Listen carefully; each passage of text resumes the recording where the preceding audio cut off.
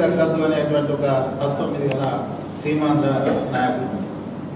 అది క్యాపిటల్ అంటారా, శాశ్వతం అంటాడా, కేంద్రపాలితం అంటాడా, ఏదన్నా కానీ మొత్తానికైతే తెలంగాణ వాళ్ళకి ఇది దక్కదు అనేది ఒకటి ప్రధానంగా పెట్టుకొని ఈ టోటల్గా ఒక గందరగోళం చేసి దీన్ని పోస్ట్పోన్ మళ్ళీ తీర్పించేటువంటి అవకాశం కేంద్ర ప్రభుత్వానికి కలిగే అవకాశం ఉంటుంది.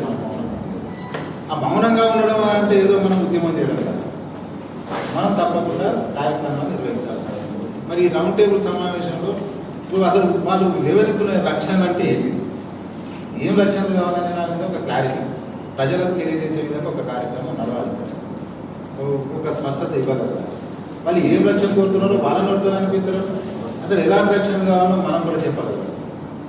అట్లాగే ఇలా కామన్ క్యాపిటల్ సిటీ అనే దాని మీద కూడా ఒక లక్ష్మీ సార్ అన్నట్టుగా అసలు ఇమీడియట్గా వాళ్ళు నిర్వహించుకునేటువంటి అవకాశం ఉన్నది. కాకపోతే 6 నెలలో ఏడాది అంతకంటే ఎక్కువ వస్తుంది ఇవన్నీ ఏమన్నా షిఫ్ట్ చేసుకోవడానికి. కానీ 10 సంవత్సరాలు ఉంచుకోవడం వల్ల ఉండడం వల్ల వచ్చేటువంటి ప్రమాదాలు ఉంటాయి.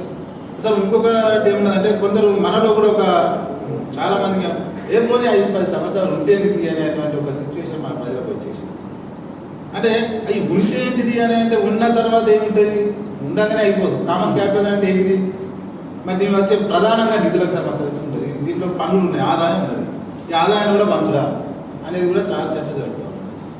అసలు ఇక చాలా ఆదాయం హైదరాబాద్ నుంచి వస్తుందని అనుకున్నప్పుడు ఒకవైపు ప్యాకేజీలు అడుగుతా ఉన్నప్పుడు లక్షల కోట్లు కావాలి, రెండో వైపు పోలవరం వాళ్ళకు ప్రకటించింది, అది జాతీయం చేస్తున్నారు. మూడవది భద్రాచలానికి సంబంధించిన సమస్యను ఒక ప్రధాన అంశం చేస్తూ ఉన్నారు, అంటే అది కూడా ప్రచారంలో తీసుకొస్తాం.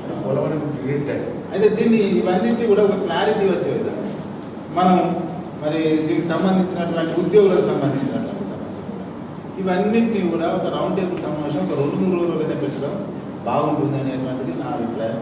అది కూడా రౌండ్ టేబుల్ సమావేశం అంటే మన నేతృత్వం అన్నా కానీ మనం పిలిస్తే మరి మిగతా వాళ్ళందరూ వస్తారా, ఈ ప్రాంతాల్లో వస్తారా లేదని ఆలోచిస్తే ఒక పెద్ద మనిషి ద్వారా ఎవరైనా కానీ అరగోపాలు కావచ్చు, లేకపోతే మీరు ఇంతకుముందు హెచ్ఎంటీకి సంబంధించినటువంటి పెద్ద మనుషులు కావచ్చు, ఎవరో ఒక పెద్ద మనుషులతో మనం మరొక సమావేశాన్ని నిర్వహించి దీన్ని ఇమీడియట్గా చేస్తే బాగుంటుంది అనేది నాకు నా అభిప్రాయం. అట్లాగే మనకు జిల్లా స్థాయిలో కూడా తప్పకుండా ఈ 10-15 రోజులు 15 రోజులు కానీ ఈ నెల మొత్తంలో అన్ని జిల్లాల్లో ఒక సదస్సులాగా నిర్వహించారు. మూడవది ఇప్పుడు క్విజ్కి సంబంధించింది సార్ జయశంకర్ గారి జయంతి సందర్భంగా 6 నాడు కాకుండా నేను ఒక వారోత్సవం లెక్క అది డిక్లేర్ చేయలేదు. వారోత్సవం లెక్కనే విద్యాన్ని దాన్ని ప్రెస్లో వచ్చినట్టు దాన్ని అన్ని జిల్లాల్లో కూడా ప్రకటన వచ్చే విధంగా చేస్తే, అలాగే కరీంనగర్లో కూడా మనం ఎక్కడ ఏ సదస్సు పెట్టుకోవడం, ఏ కార్యక్రమం చేయాలనే దాన్ని కూడా తప్పకుండా చేస్తే కానీ మా అధ్యక్షుడు కార్యదర్శి ఉన్నారు, సంబంధించి దాన్ని డేట్